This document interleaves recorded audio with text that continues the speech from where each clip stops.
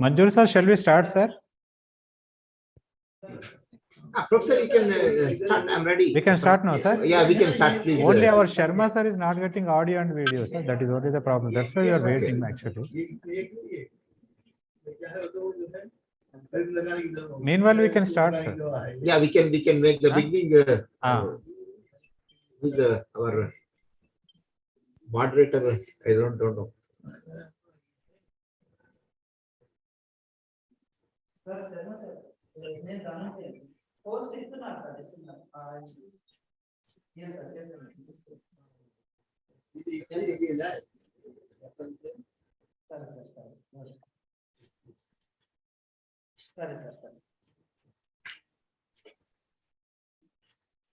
Good afternoon, one and all.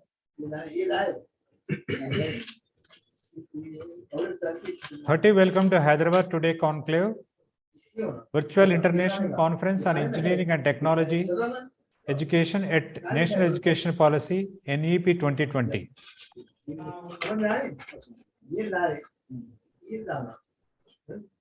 On the onset of recent transformation of National Education Policy 2020, which was designed purely on consultation process through all over India under the chairmanship of Dr. Kasturi Rangan garu. With this new education policy, the government of India aims to meet the global educational standards and making our students at global leaders and achieving 100% gross enrollment ratio at preschool level and secondary school level and higher educational institutions level. These attempts are to prepare India to become a global knowledge superpower by making the education ecosystem more flexible, holistic, vernacular languages, and multidisciplinary in line with the global skill demand. The National Education Policy 2020 is based on 5 fundamental pillars. They are access, equity, quality, affordability, and accountability. The National Education Policy of 2020 is a revolutionary step taken by our government of India. The policy brings a change in present education system at academic level as well as the institution level. The NEP encourages the students to meet multidisciplinary courses, and it is also allows the multiple entry and multiple exits and many more student-centric options. Now let us look at the major reforms of National Education Policy 2020. Let us invite our panel members to discuss on the implementation of National Education Policy 2020 on higher education, engineering and technology. Now I am glad to introduce our distinguished panel members to share more information on National Education Policy 2020.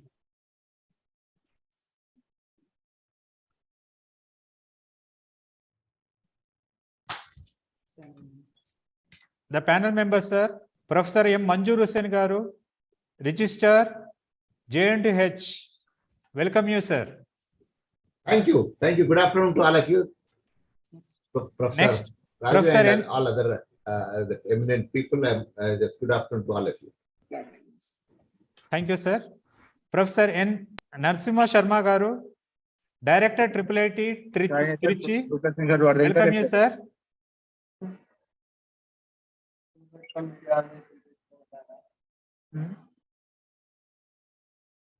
Next, Professor Pulli Ravi Kumar garu, Dean Student Welfare, NIT Warangal. Welcome you, sir. Good afternoon, everyone, sir. Good afternoon, sir. Yes, thank you.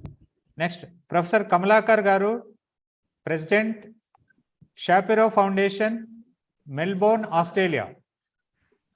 Welcome you, sir. Ladies and gentlemen, thank you very much.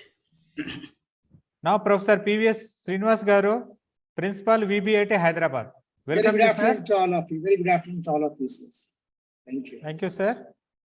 Professor Salman Abdul Moiz Garu, AICT Innovation Cell Ambassador, Professor, University of Hyderabad. Welcome you, sir. Thank you. Good afternoon. Next, Dr. Shravanti Garu, Head of the Department of ECE, Pallavi Engineering College. Welcome you, madam. Welcome you all, sir. Thank you. Thank you so much, Professor. Thank you very much. In national education policy, professional courses like science and engineering technology are multidisciplinary of various subjects from basic to core are interrelated.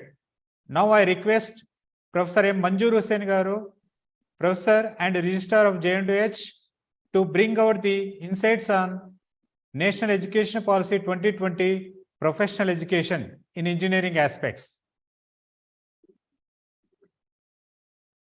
Manjur Hussain, sir, please, you can start, sir. Take this session, sir. Thank you very much. Thank you, all of you.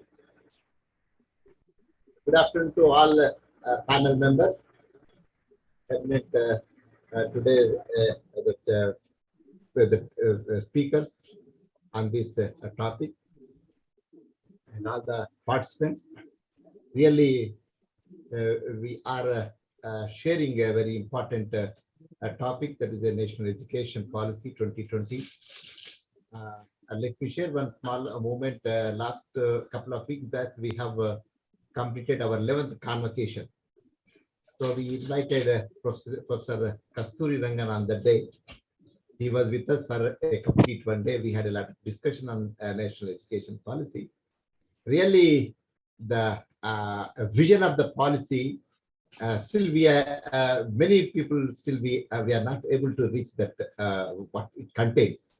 I think it may take another couple of years for all of us to actually understand the core vision of that particular document. It is a document of more than 300 pages, I think.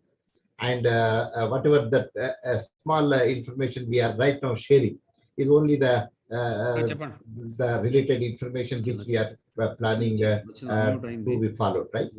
So actual national education policy, the basic aim is to, it has got three phases. Phase one is we have to make the preparation before implementation of the national education policy. So the before implementation of national education policy in technical education, then we have to start including the idea of this national education policy in the syllabus preparation itself. So in this year, the phase one we have taken up and from JNT University, and we made a changes in our entire curriculum and syllabus content, so that national education policy implementation in phase one we can make small beginning. Second phase is how it is implemented in the classroom and on the ground.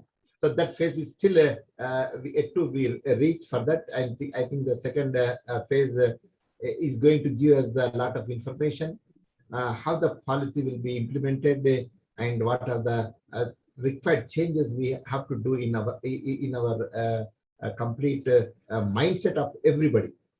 The phase three is the output of this national policy, the quality of and other requirements of the product we have to test. So right now, in the first step itself, we made a good beginning. So let me share my experience on national education policy in our JNT University. So basically, if you go through the policy, entire policy, this policy is prepared keeping a student at the center.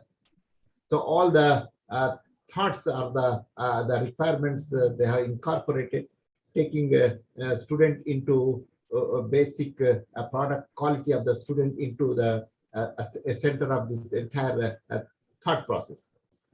For this, we are started making the required changes in the mindset of the faculty first.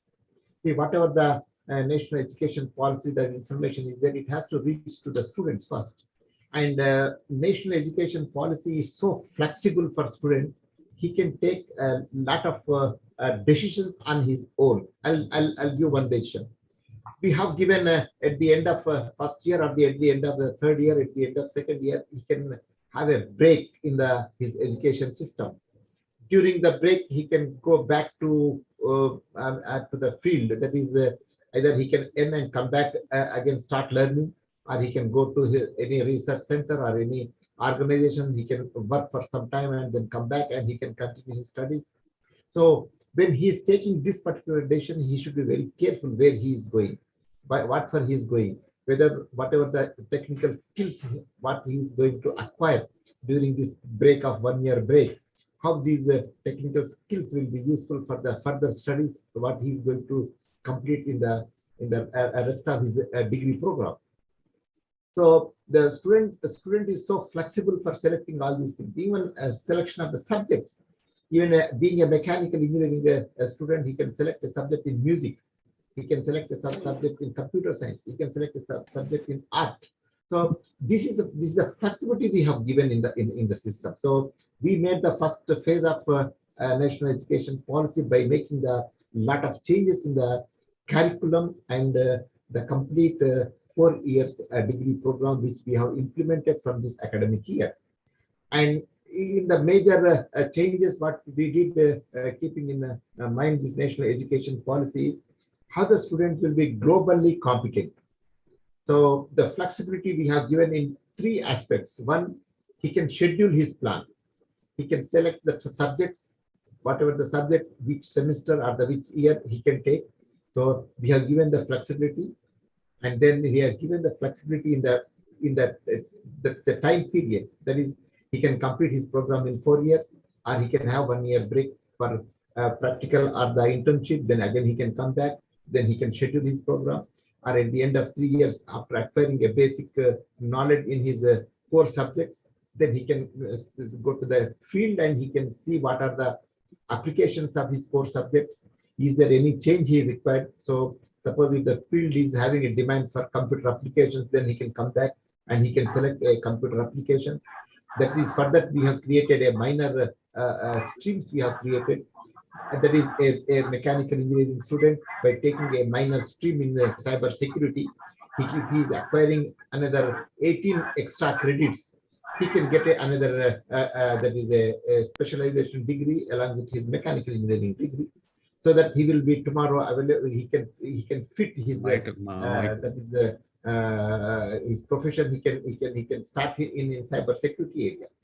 So like that, we have taken different specializations in a minor stream.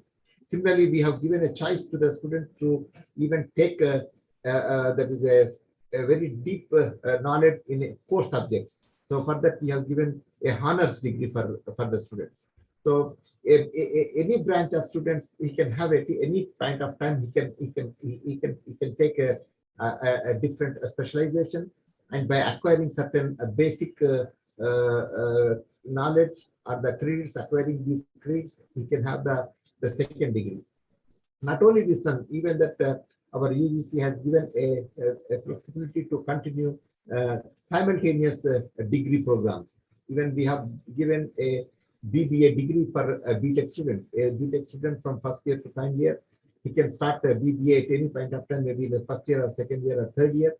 Along with his BTech degree, he can acquire knowledge or the talent in business management, how to handle that is a business or accounts or other economical aspects of the required that is managerial qualities.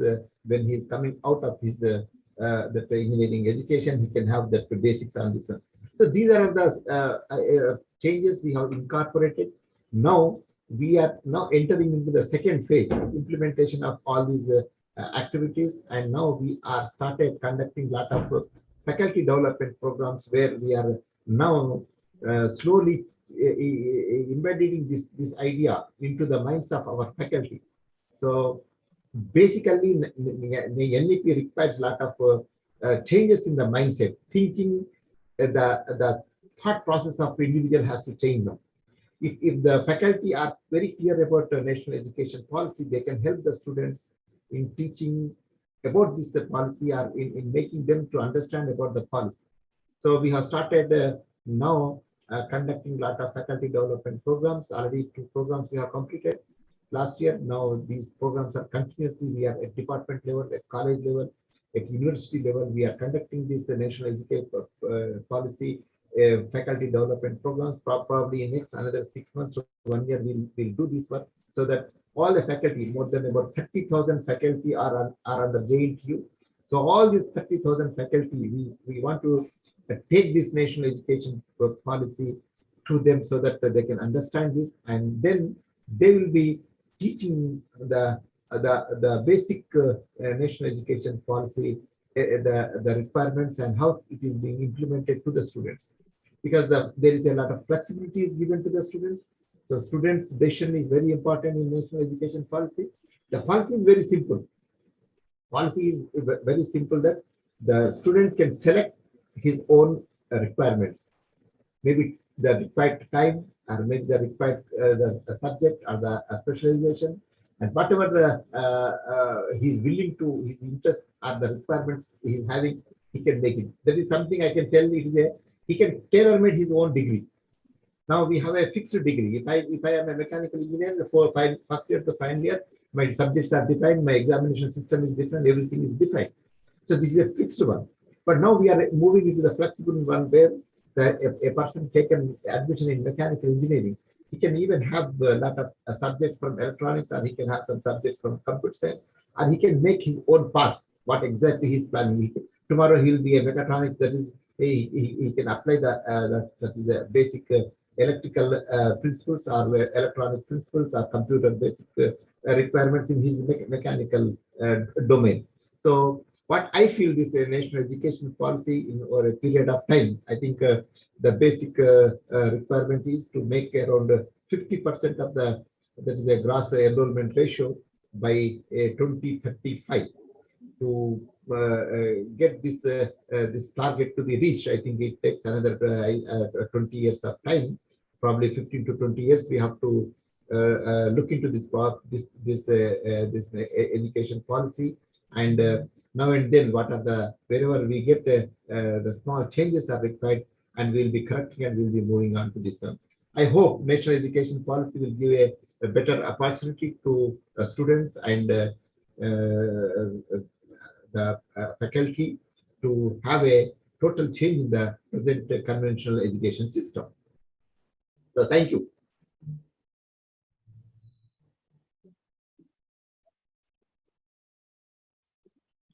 You are on mute, Dr. Razu.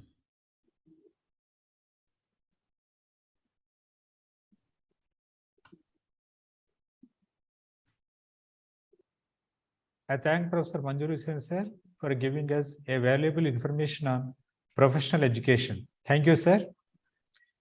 In a holistic development of students, various types of methodologies in teaching and learning are followed by which a student can be supported. Now I call upon Professor NVS Narasimha Sharma Garu, Director of IIIT Trichy, to share his insights on student support for learning and development in National Education Policy 2020. Yeah, good afternoon, all the panelists and participants and the organizers. Thank you for giving me this chance.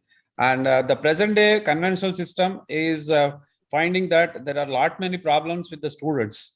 Okay, like a very tight program, whatever we have, we are not able to take care of the students with learning difficulties. The learning difficulties are definitely different from learning disabilities, like hearing impaired, visually impaired, and all those people are considered in the category of learning disabilities. But I'm not talking about it. I'm talking about the learning difficulties, what people will have because of poor educational instruction in the previous classes, or lack of resources, or some other reasons for whatever it is. So first we should understand these learning difficulties and then try to overcome them by three different mechanisms. One is by the administrators, one is by the teachers, and one is by the students themselves. So what are these mechanisms and how NEP is going to help us to overcome these learning difficulties of students? So this is the main point which I want to talk for the next 5 minutes. I may not be so good a speaker like Professor Manjuru Sen. He has given a very nice overview of the entire system within a short time and without any break or a free flow of words. Thank you, sir. Thank you very much. I am hearing you first time. And Now, my point is how to enhance the students' learning experience in the class or outside the class and other places. Because now the system is going for anytime, anywhere education. That is another advantage point what we are going to have. You need not be sitting in the classroom all the time to learn certain things. So in that environment, what we have to do is we have to prepare the course material. The teachers must prepare the course materials as early as possible and try to share them, and preferably try to use the e-textbooks, etc. type of materials for their classwork as well as for the examination, assessment, etc. So otherwise, they may have to provide the audio tapes or video material for the students to repeatedly listen to them, either in the canteen or in the playground or somewhere else, wherever it is comfortable for them, and prepare a comprehensive unit-wise outline of the entire subject, and prepare an environment and personal approach that encourages students to approach the instructor. The most important point is the instructor must be approachable, and prepare the unit guides that help the students with practical tasks involved in learning. That is, learning by doing is the next keyword what all of us must remember. So project-based learning or learning by working and other these sort of things must be encouraged by the administration as well as the faculty, and the students must be ready to do all those things. And during the semester, give the lectures, material and other things as early as possible to the students in the video form, and try to see that the classroom is generally meant for discussion rather than one-way speech like whatever has been going on, the monologue thing, whatever is going on now, and endeavor to post these lecture notes, summaries or outlines of the things on the web. On otherwise, and other ways, please try to provide them so that students can refer to them at their own convenient time and try to come out with some doubts or ambiguity points and other things for discussion's sake. So use demonstrations and concrete examples. This is the most important point one has to come out with for the topic under consideration. For each and every topic, the teacher must be able to come out with some demonstration or concrete example and see that the new topics are given to the students in a very convenient form to understand. It's not for the front benchers. People will have to talk. The people will have to give proper examples so that it is understandable for all the benches of the class. First bench to last bench of the class must be able to understand all these things, and use a variety of teaching styles. As we are all doing most of the times, PPT we are thinking, but PPT is not the only way. There are other methods also. People have to use these methods for them. And course assessment, that is a fixed point one, what is going on in our conventional system, but under NEP there are other methods that are also encouraged. So use alternative assessment methods like demonstrations, video presentations or audio presentations, and let the students with a learning difficulty first must understand that he has a bit of learning difficulty, either because of the accent of the teachers or because he is sitting a bit back on the benches or whatever reasons it is. The student must understand. The teachers also must recognize this fact or be sensible to the people with learning difficulties. So once that is coming up in the examinations, people can be given a certain task to give a essay type of questions for some people, MCQs type of things for some other people, like that. That must be also flexible in these things. So if a student has a working memory problem, then change the exam paper from MCQs, multiple choice questions, to essay format. If somebody has another type of problem, instead of essay questions, he must be given MCQs. So this sort of flexibility must be provided. So, and commonly used words, people must be able to get into the exam hall in a sheet of paper, like spell check or dictionary and other things also must be encouraged to go for the examinations, so that people should not find it difficult to present their ideas. What is there in the subject and what is their idea about that, they must be able to conveniently present it during the examination. So allow for deficiencies in writing, grammar and spelling, etc. This is another point all of us must consider, because by now we must have understood many people have difficulties in presenting themselves in the English language. So when regional languages things are encouraged, so there may be a better presentation by many people also. So that also must be our mixed mode. Like some words they use regional language, some statements they may use in English. No problem. As long as the idea is conveyed, that must be encouraged. That is another one that is possible with this new NEP scheme. And consider alternative or supplementary assignment work, like through the interview, the teacher must be able to assess whether the student is getting the subject or not. Or slide presentations, photographic essays, handmade models, all these also alternative assessment methods we must be able to encourage. This is another one. And the students wise, they must have some learning strategies. Student must understand that I have a bit of problem by going through the mathematics part of the subject, or I have a bit of problem in writing the things, whatever I know about it. So whether he has a problem about the memory or spelling or reading or mathematics or listening to the lectures, he must be able to first identify where he has the problem, and accordingly he must be able to convey to the instructor concerned, and the instructor can take care of these things, or must be able to devise methods to assess the student in spite of these difficulties. At the same time, we must also exercise a radar saying that there should not be any compromise on the standards of academic standards. See, examination, pass mark or grading and other things are same for everybody.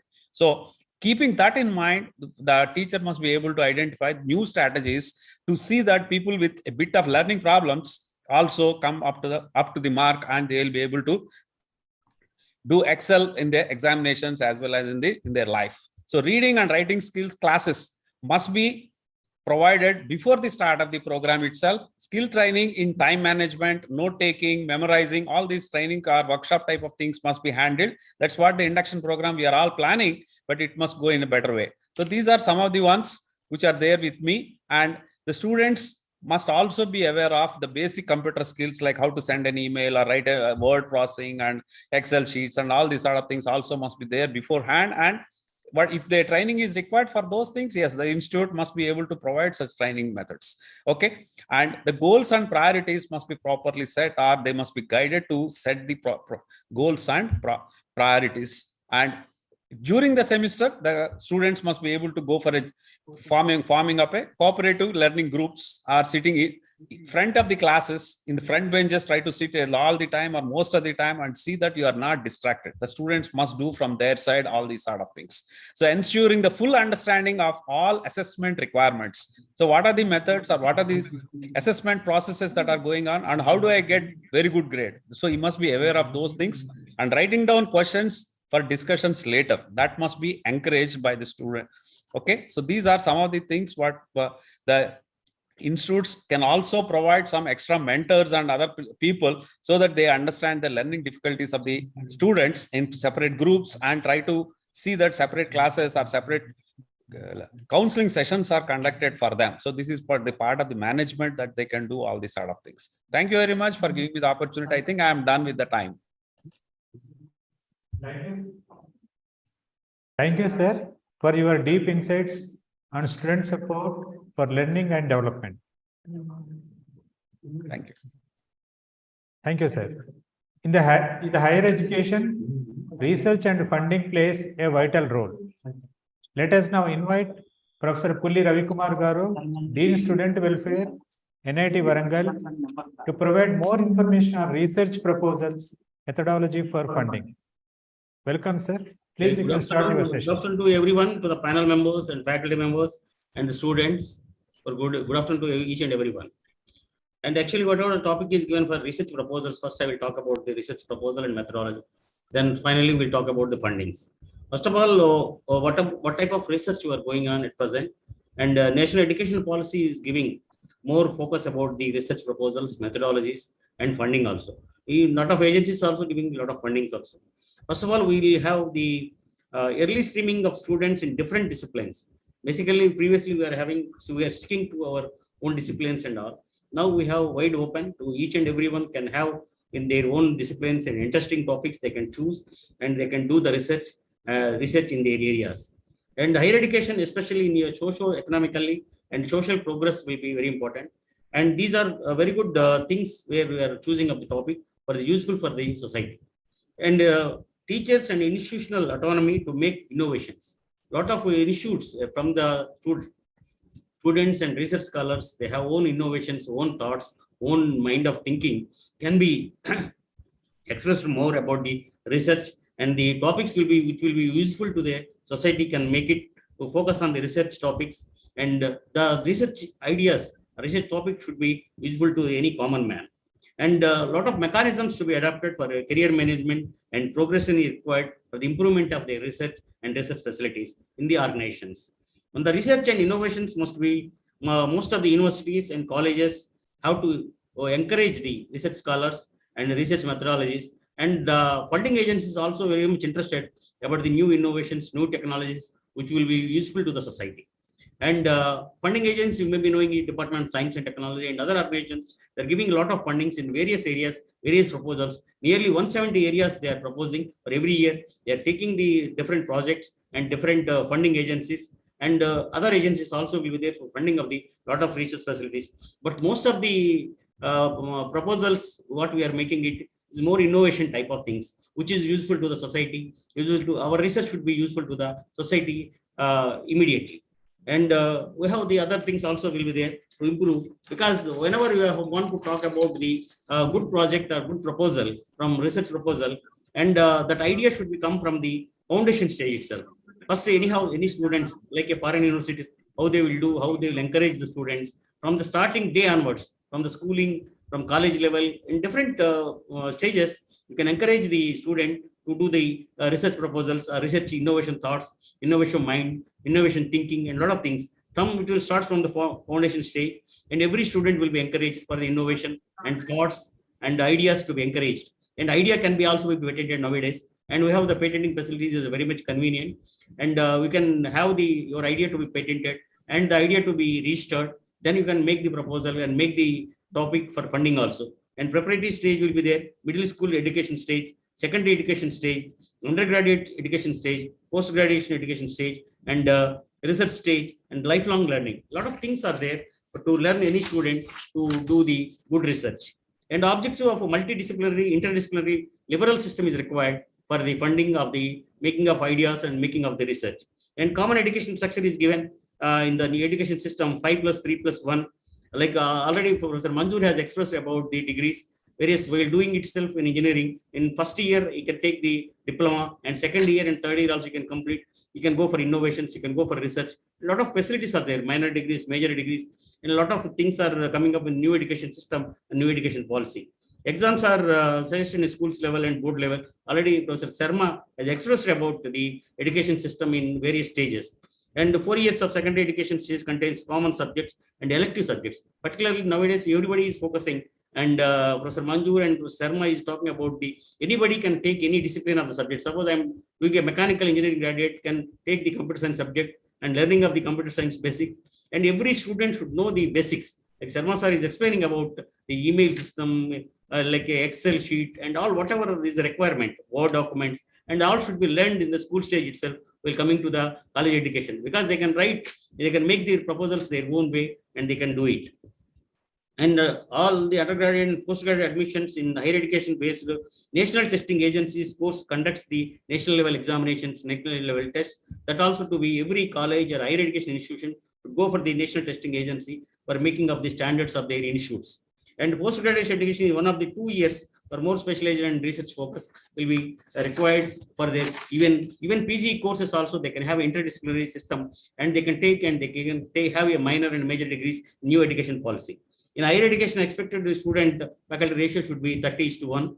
And in this about 100 top rank foreign universities will be allowed to function in India complete with Indian university. Like lot of universities and IITs and NITs are doing the MOUs with the industries, institutes, and a lot of things, and a lot of exchange programs is going on to improve the research facilities and using of the laboratories from various positions and various places. They can have a student exchange program, teacher exchange program, research scholars exchange program. If you go for higher institutes and where the facilities are good, student can go and do the research and come back. Like MOUs, memorandum of understanding will be happening between the universities and colleges, foreign universities and Indian universities, where they have a good facilities and they can go to do the good research. And National Research Foundation will be there to form the foundation for a competitive, innovative research proposal from all types of across all disciplines. Because National Research Foundation will use the funding for any discipline, any competition, anything, whatever the proposal you are making of it, and they will evaluate the proposal and they will give the good funding. And the coursework of PhD program comprise the research methodology, teaching, curriculum, development aspects, along with the core subject related study will be there. And nowadays in new education policy also, most of the teachers are well qualified, well disciplined teachers will be taking it like a PhD is a compulsory for any universities. They are taking the teaching faculty. Along with that, we have a research like a postdoc fellowships, and where you have the expertise will be there. They are taking it in a permanent teaching positions in various colleges and various universities. And use of services retired professors from as a research guides and research labs. You can take it as a professor of emeritus, a professor of merit, and lot of things, lot of facilities are there. You can take the good professors, research scholars, and more experienced persons, the universities and colleges, and you can make the good proposals. And along with this senior professor, you can add to the junior research fellows also for making a good proposal for funding agencies also. And we have a compulsory 3 modes of teaching learning process should be required for any of the universities, anything. And the strengthening of the integrated national digital libraries for each and every institute. They have a digital libraries and all. They can improve their quality of education and research exchange programs. And if you do more research and more things and making the good proposals and sending to the various organizations and various funding agencies will be there to do the research, and new innovations and the new research facilities which can be useful to the society is very much nowadays is very important. I hope I have given in time, and whatever it is given, my topic is I focused. I have a little bit only I have expressed it. I'm not going deep because of time and other things. Okay, thank you for giving this opportunity, and thank you one and all. Thank you. Yes, sir. Yes, sir. Thank you, sir. Thank you. Welcome, sir. I thank Professor Pulli Ravikumar, sir, for giving us a valuable information on research proposal methodology for funding. The first and foremost important aspect of developing a student's ability to feed their natural curiosity is a scientific characteristics. I take the privilege to invite Professor Kamalakar Garu, President Sharpia Foundation, Melbourne, Australia, to take up the session briefing on developing scientific temper among the engineers. Please welcome, sir. You can continue, sir. You can start your sessions. Thank you, Dr. Raju. Thank I you, would like to share a short presentation. sir.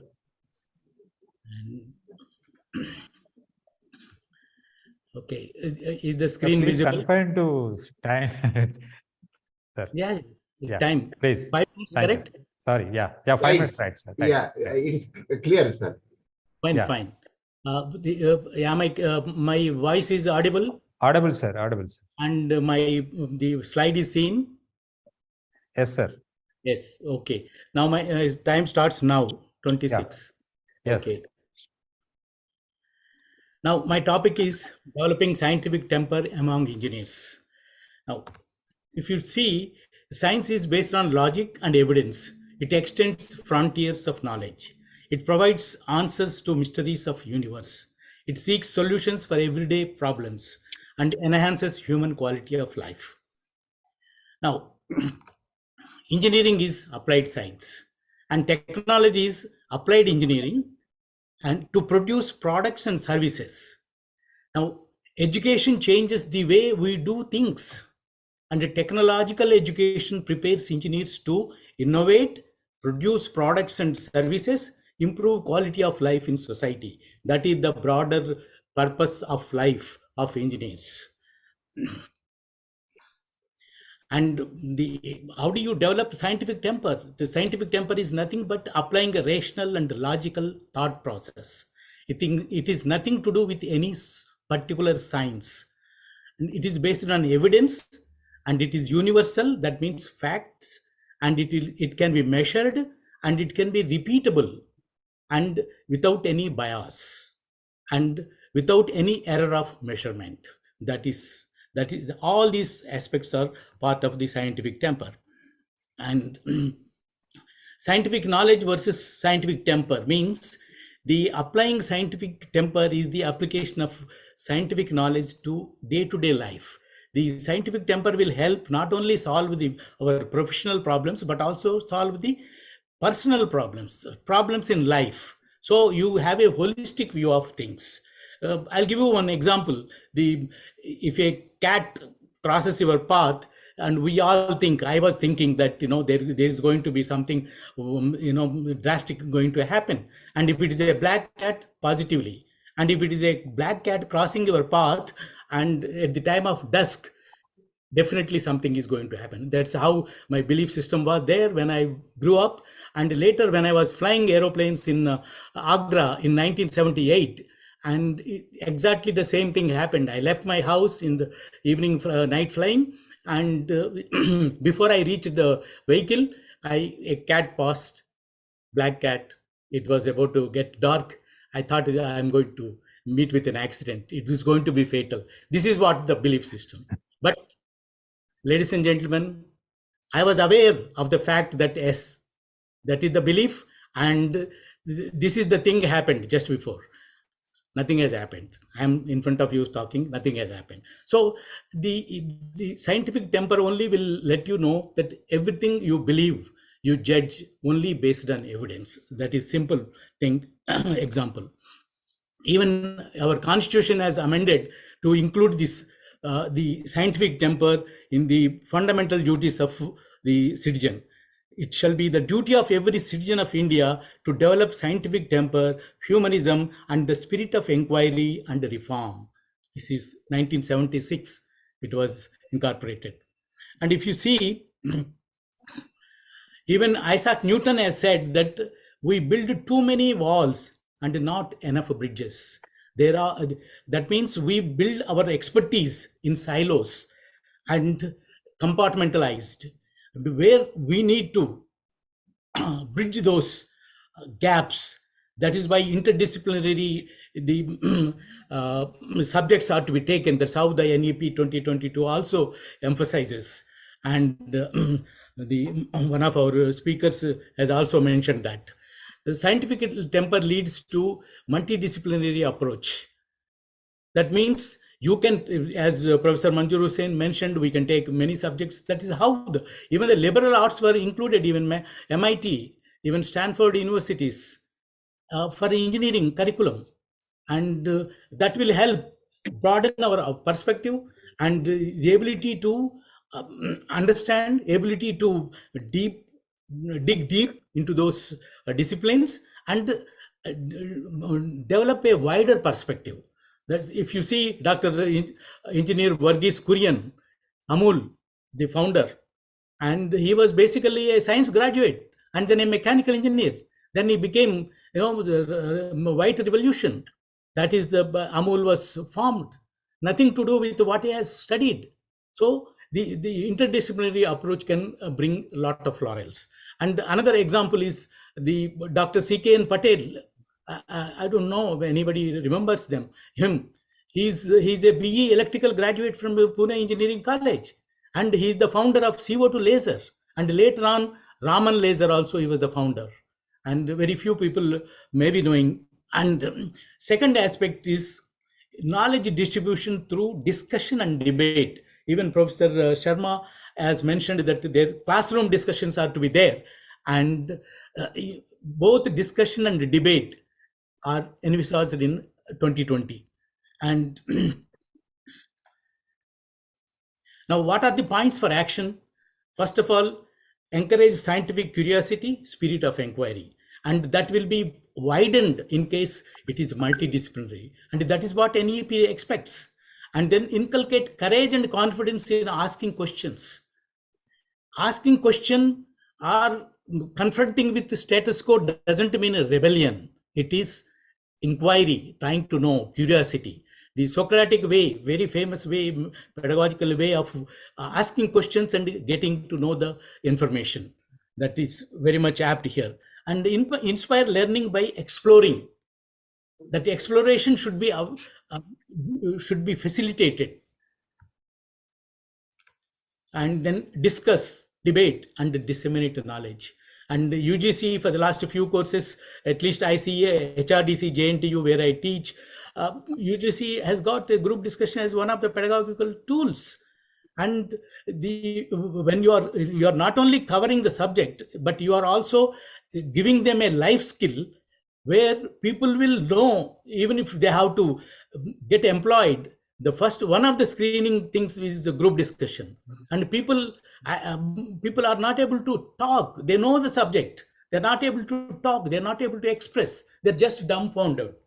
And I have seen in my experience, people are like that. And this will help not only the teacher to cover the syllabus, but also they will actively participate in learning the subject. And that skill will be taken beyond the university portals into their life when they are conducting meetings, staff meetings or meetings, briefings, when they become project managers, addressing their team members. That is one skill that has to be emphasized. And then, as mentioned, multidisciplinary projects. Now, you must insist that it has to be multidisciplinary. That's all. And then let every paper be worth publishing. Every project be worth publishing a paper. And and also a contribution to the institute. How? First of all, the department will produce a body of knowledge over a period of time, and this will result in win-win situation. Win-win-win. That is, the guide who does the guiding the projects for a period of time on a particular subject, and he will create a body of knowledge in that, and that individual also publishes a paper and he gets more detailed knowledge on the subject. And thirdly, and the whatever experimental setup or whatever things you produce, which can be the assets of the department. So the department or the institution gets benefited, the individual and the teacher also gets benefited. Please conclude, sir. Yeah. Okay. So finally, thus engineers will be productive, innovative, and contribute to society in enhancing the quality of life. This is what is envisioned in NEP 2020. So just two points I mentioned, that will make a big difference in realizing what is mentioned in NEP 2020. Thank you very much, ladies and gentlemen. I hope I made myself clear. Thank you, sir.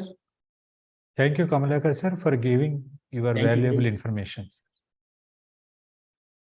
In National Education Policy System, students can choose multidisciplinary courses which are beneficial to the student community. Now I request Professor P.V.S. Srinivas Garu to address an student-centric education system. Sir, Very good please afternoon. start. Very good afternoon to all of you. Good afternoon, sir. So after listening to the thoughts of various stalwarts sitting here as panel members, I thought I would share my experience in terms of implementing the national education policy, and then what are the outcomes of it. That is, as mentioned by Professor Manzoor sir, I would like to focus on the second stage, that is implementation. How effectively we can implement the national education policy, and where I am in this saga, where do I stand as an academician, what exactly I am doing, and what are the results I am getting, so that what best can be done, what are the challenges. This is what I would like to focus upon. I would love to share my experience within the classroom as a teacher and also as a policy maker at the level of the head of the institution. I am basically a teacher in computer science, sir, and of course also a principal. Coming to the National Education Policy 2020, almost everybody is aware, almost after 34 years, the Indian government has brought the National Education Policy. There are three fundamental attributes, if you look at carefully: skill-based, flexibility, and multidisciplinary. I would love to analyze each and every attribute with the possibilities of implementing, the possible difficulties, and then how to overcome as an academician. Coming to the skill-based, NEP says basically it is of student-based, student-centric education. And the ultimate goal of NEP 2020 is making a student as a global citizen. That is the ultimate goal. That is why we are all sitting here. All our collective aim is how best we can make our student as a global citizen, so that one can fly to US or Melbourne or anywhere like. First, coming to the skill-based. how to enhance the skill among the students. I am happy to say, probably after the National Education Policy 2020 got released in India, Karnataka government stands first in terms of implementing it effectively. Then JNTU Kakinada and proudly our JNTU Hyderabad, they started implementing.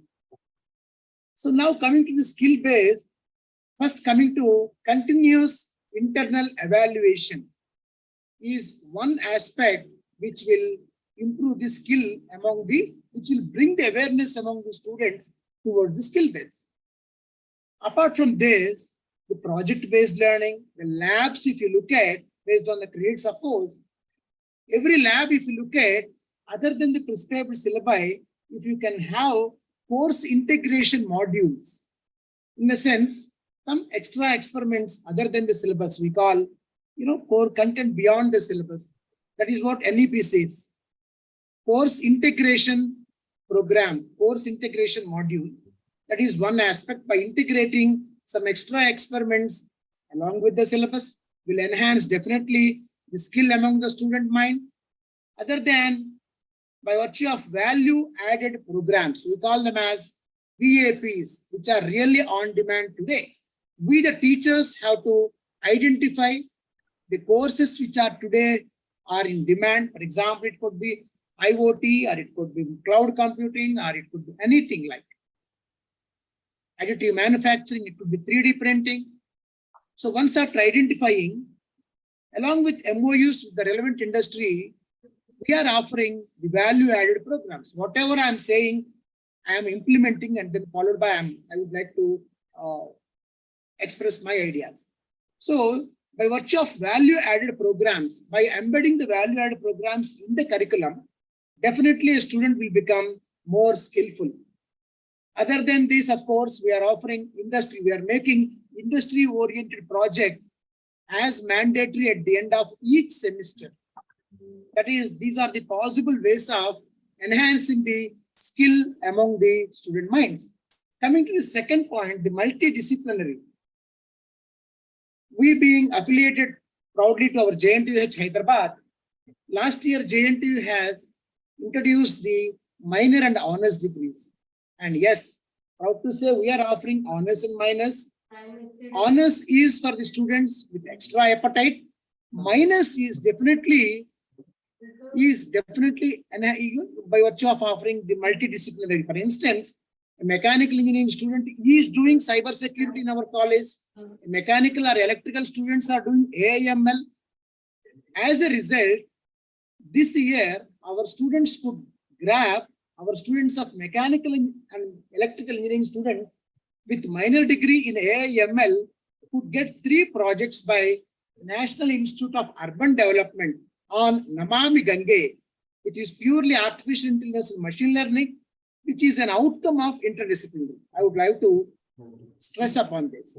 So these are the possible ways. By virtue of minor degrees, we can definitely create interest among the students towards the interdisciplinary. Let us not end up only with minor degrees. If we can also inculcate the research interest with the help of entrepreneur development cell and with the help of our innovation cell, yes, these are the outcomes. Some of the projects related to AIML are grabbed by our mechanical and electrical engineers. Tomorrow, it definitely boosts their confidence, and definitely they can grab an opportunity in the industry as par with our computer science and IT graduates. Coming to the third attribute, the flexibility. Of course, again, we go in the path of our university. By virtue of giving 40% weightage in the continuous internal evaluation as prescribed by our university, yes, we are offering the multiple exit, multiple entry schemes to our students. From 2022 onwards, we have opted for this kind of continuous internal evaluation, by means of which 40% marks are given to them. Thereby, the students definitely will come under the multiple exit and multiple exit. Coming to the academic bank of credits, one aspect which I would like to throw some light on this. Academic bank of credits again is a is an ocean wherein all of us need to concentrate. We have partially implemented this academic bank of credits concept. JNTU has signed an MOU with the Collegium of Industries recently, and thereby they have given an advertisement just for an idea's sake. The students of electronics and communication engineering, they can write the exam. We have encouraged our students. 4 of our students got selected in Veda IIT. Thereby, they are studying their 4th year, that is 7th and 8th semesters under Veda IIT VLSI program. So for the first 6 semesters, being autonomous institute, I will deposit the credits. The 7th and 8th semesters credits are deposited by Veda IIT. Thereby, students can get they will become eligible more towards the industry. Within the less stipulated time, I would like to take 2 more minutes or 1 more minute. In order to implement all this, so far we were saying this is more of student-centric. Students must be encouraged, students must be educated. Sir, please conclude, sir. On the We are other side of already the running. coin, yes, on the other side of the coin, we the teachers must be educated on the national education policy. Not only the teachers, the administrators also must get properly educated. Thereby, all of us together can take this national education policy implementation more effectively. Thank you so much for the wonderful opportunity given. I'm happy to be one among all these stalwarts today. Thank you, Professor Balraj and the management for organizing this virtual conference. Thank you all. Thank you, Srinivas sir, for your valuable information on the student-centric education. Hence, we could understand the national education policy is student-friendly education. Thank you, sir. A well-defined and futuristic education policy is must for every country because education is the key driver of economic and social progress. I take the privilege to call upon Professor Salman Abdul Moiz Garu, AICT Innovation Cell Ambassador, Professor of Central University, Hyderabad. Good afternoon. Take up the session, briefing on implementation challenges in National Education Policy 20. Sir, please go ahead, sir. Yeah, good afternoon to all the panelists. Sir, please maintain the time, sir, please. Yeah. Probably, all my, colleagues have spoken about the, that is NAP 2020, okay, its advantages and so forth. But when you come to the ground reality, we have a lot of challenges. We have been implementing it. Okay, it's very well to say that, all these things are there. But where we stand today, gives you some of the challenges. So I'll discuss few, and of course, I'll see how could I manage my time. The very first thing, I would like to discuss about the multiple entry and multiple exit. When you want to take a person in the second year, we already had a policy in engineering system that we used to take from the diploma people. But when you want to take a person in the second year of a particular course, then probably if you see, you have to take it from various other streams. People might have qualified various entrance tests. Somebody might have written your Telangana State MSET, AP MSET, somebody might have written JE. You have various parameters to check. Or do you conduct any other entrance test to take them in the second year? Further, you have to also see some of the prerequisite courses which the student have completed in the first year or second. So that faces a challenge. That is one of the important thing.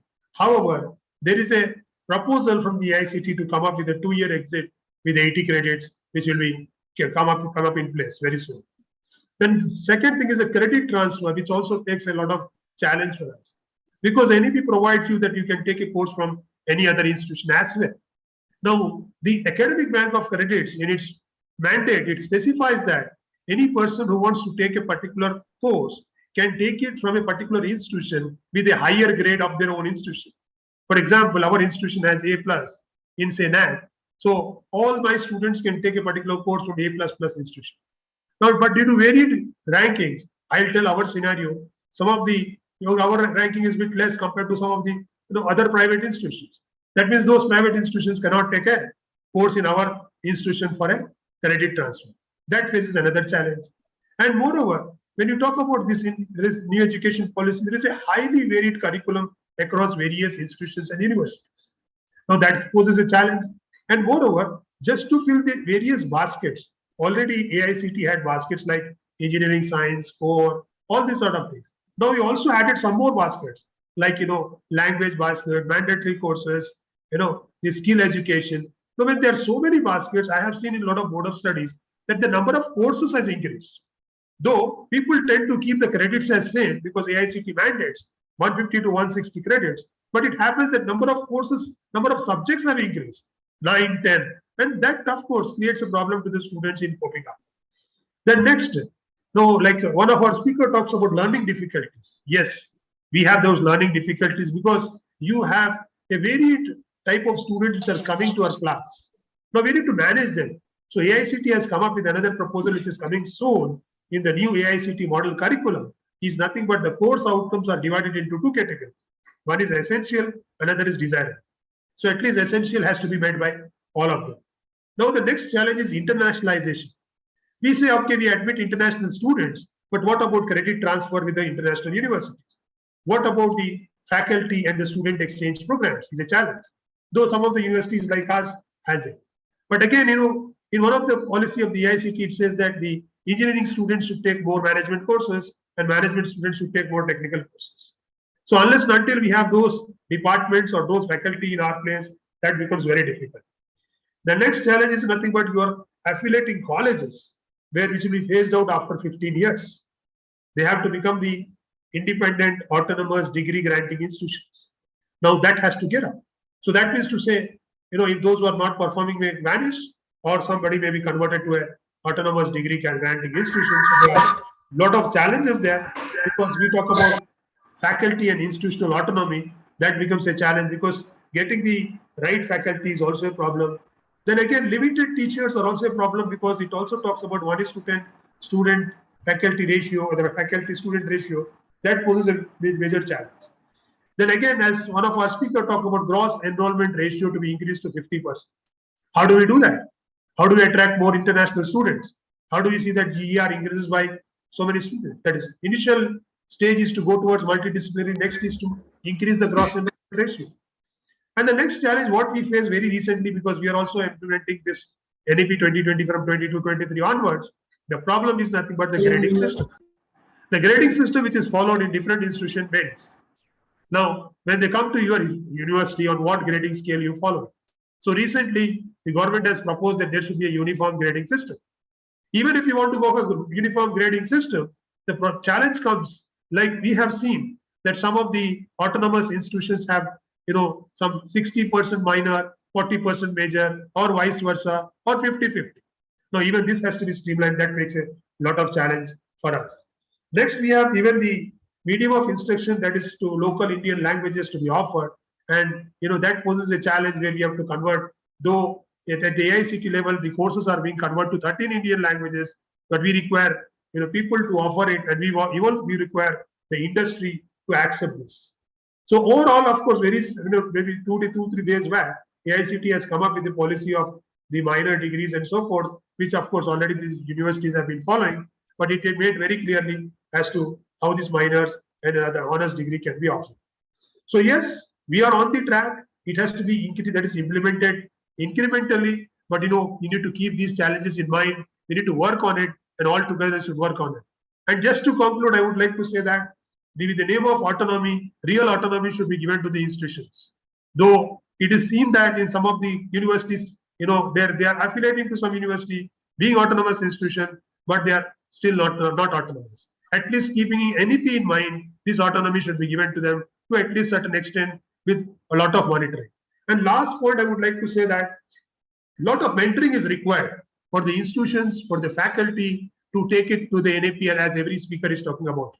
So yes, there is UGC has already started, mentoring the system, and I was a part of one mentoring where they have trained us that how to train the newly joined faculty and what should be their rubrics and how they should come up on a particular platform so that they are ready to teach this generation.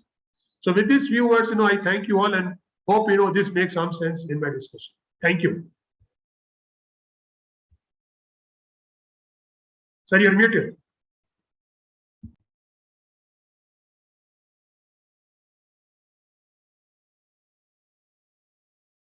Sir, you are muted.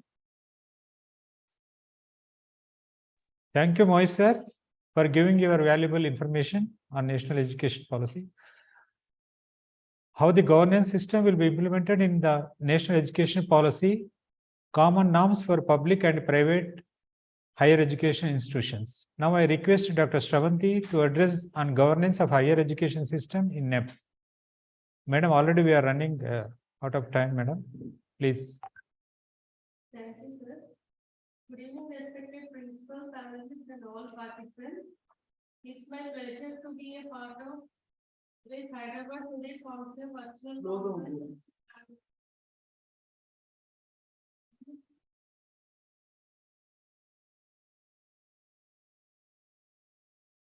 As we know, our beloved speakers have discussed the NEP 2020 reforms on higher education system, the national vision on education, research foundation, etc. The other reform is effective governance. So governance reforms in higher education include set up a single regulator on higher education commission of India with 4 bodies.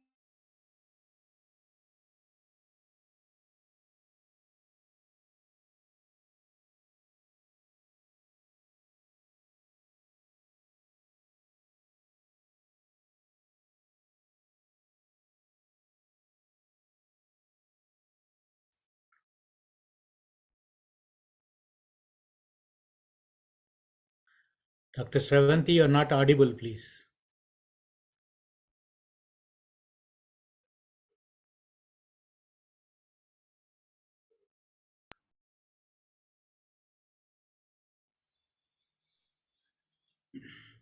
Still, you're not audible, ma'am.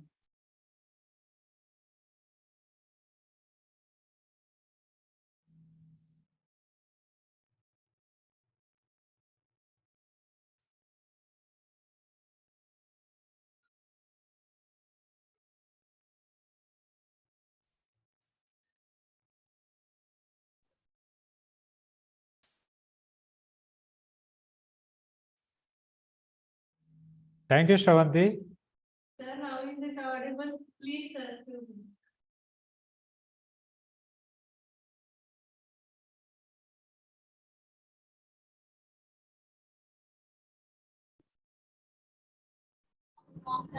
Excuse me, ma'am, can you reconnect the headset once? Hello, is it audible? Is it?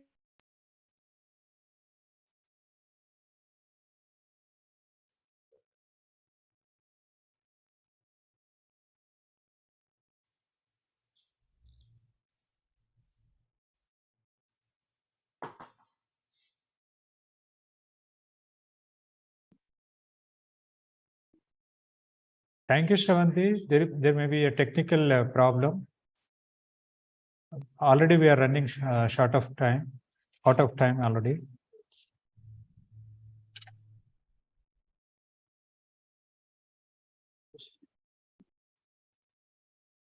Sir, dear panel members, sir, here there is a one question, sir, from the audience. Now you can keep the floor open, let the audience Yes, sir. clarify. Yes, sir, we received one question, sir. Yeah, please. As per NEP 2020, can anyone go for medical as well as an engineering degree at the same time? Actually, this there is a no distinction between engineering and medical degree right now, because the policy says you can have a multiple specializations you can have, that is the interdisciplinary programs you can have. As you said, in engineering we have biomedical engineering, biotechnology is there. Lot of medical instrumentations are there in engineering program.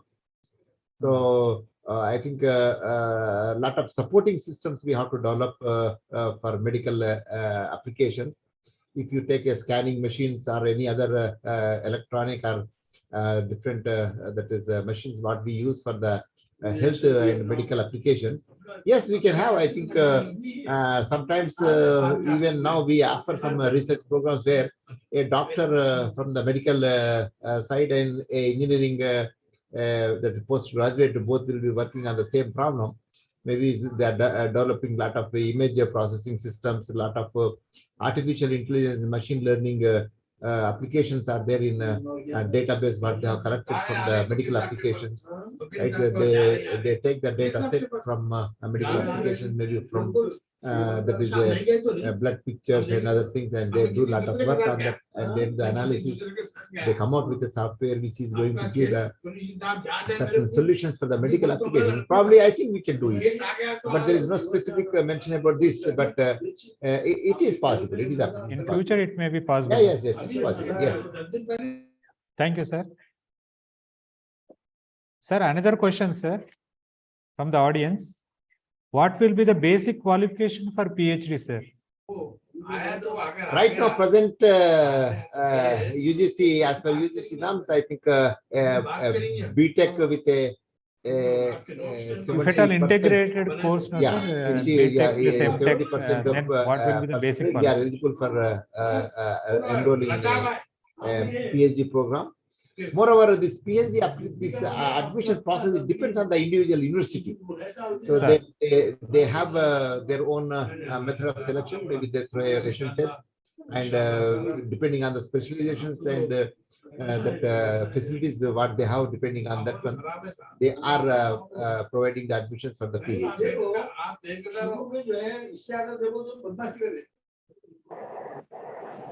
There's a lot of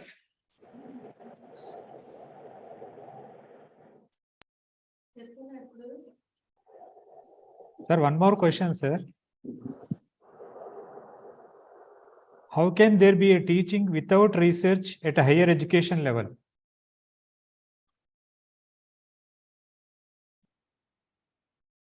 Can you repeat, Professor? How can there be teaching without research at a higher education level?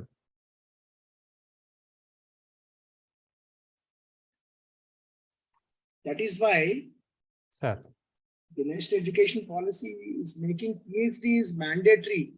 The research experience as mandatory for all the teachers in coming days. sir, So a teacher with PhD or at least a professor from industry with not less than 10 years of experience sir. is allowed to teach, wherein there's a lot of exposure towards industry. Thank you, sir. Thank you. One more question, sir. Moreover, teacher-centric education as well as this teacher-centric as well as research-centric education is talked about in the national education policy. In both the cases, research is required. In teachers also, emphasis on teaching, but one has to also do research. Whereas in research-centric, the research concentration is more, but teaching is also part of it. So in both the cases, the research is a common part. Yes. So I said it is. Well said. Well said. Thank you, sir. Thank you, sir. Now we can conclude, sir, here. The conclusion remarks, sir. The National Education Policy 2022. Yeah, I think from my side, last line is let us all in a right spirit will take national education policy and let us implement this policy, and let us see that the right information goes to the grassroots level, that is all the stakeholders, so that the policy, the vision will be will be going to give the best results. I think what I feel, because this new era of education requires a lot of changes, because now we cannot depend on the old education system or the fixed education system. Now we have to go for the flexibility at higher education level. That is, higher education is required changes. So probably in the coming one decade, probably there will be a major change in the education policy in India. Yes, sir. Yes. Yes, True, yes, sir. You are right, sir. Sir, the concluding remarks, sir. The National Education Policy 2020 is a much needed and a comprehensive reform that aims to transform the Indian education system into a more inclusive, flexible, and learner-centric one. The new policy is designed to address the current challenges and gaps in the education sector and provide quality education to all, irrespective of their socio-economic background. The policy envisions a holistic and integrated education approach, focusing on skill development, multidisciplinary learning, and promoting creativity and critical thinking. It also emphasizes using technology and digital resources to enhance the learning experience. The implementation process of the new policy will require the collaboration and support of all stakeholders, including the government, education institutions, teachers, students, parents, and the industry.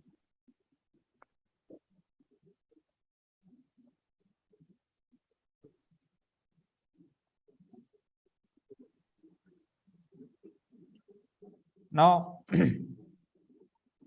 I thank all the panel members for enlightening in various aspects of National Education Policy 2020, including student skill development, multidisciplinary learning, flexibility to work for experience, and also learn beyond the curriculum, where the student is exposed to real-time learning. I appreciate to remind about the holistic learning for the betterment of the society. Professor, you are muted.